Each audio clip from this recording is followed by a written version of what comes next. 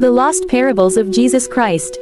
Before we begin, please subscribe for tomorrow's powerful Bible story, a message that will open your eyes and bring you closer to the truth of God's Word.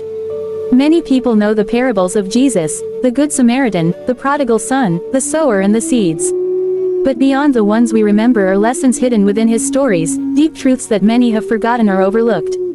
These are the lost parables of Jesus Christ, the stories that still speak, but few are truly listening. When Jesus walked the earth, he spoke in parables.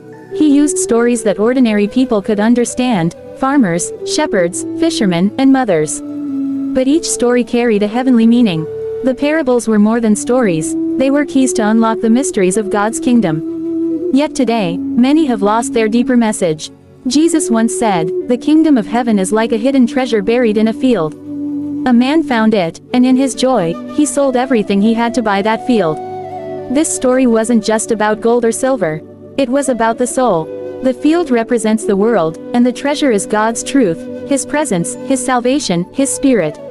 Many people walk through life and never see it. But the one who truly finds God's treasure will give up anything to keep it. Jesus wanted us to know that the greatest wealth is not in money or power, but in knowing Him. He also told of a pearl of great price. He said the kingdom of heaven is like a merchant searching for fine pearls. When he found one of great value, he sold all he had to buy it. This parable reveals a truth the world has forgotten, that our relationship with God is the most precious thing we can ever possess. Many chase fame, success, and comfort, but Jesus said the real treasure is worth everything you own, everything you are, and everything you could ever become.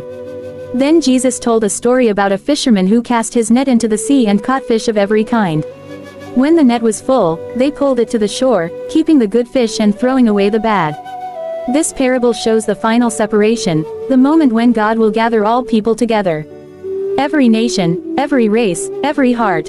The good fish are those who followed truth, love, and righteousness. The bad are those who lived only for themselves. It's a reminder that our choices here on earth echo in eternity. But there's another parable, one that many overlook, the story of the two builders. Jesus said, "Whoever hears my words and obeys them is like a wise man who built his house upon the rock.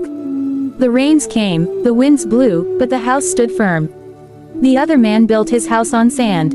When the storm came, his house fell with a great crash." Jesus wasn't talking about houses, he was talking about hearts. If your life is built on God's word, no storm can destroy you.